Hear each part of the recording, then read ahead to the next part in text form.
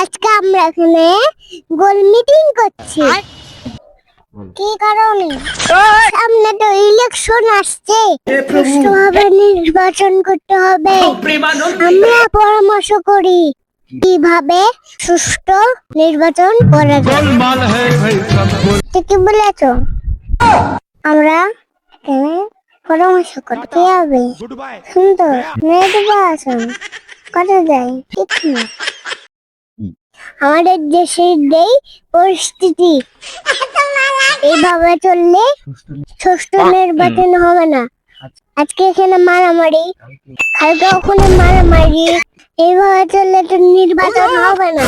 তাই মানুষের দৃষ্টি আকর্ষণ করছি, সকলে মিলে এই কাজ হারিয়ে দিতে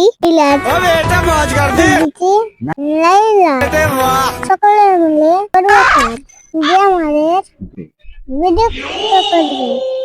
ইলেকশনের জন্য দেব। ঠিক ঠিক ঠিক বলেছেন ভাই। সঠিক দাগ আমরা সুস্থ বস চাই।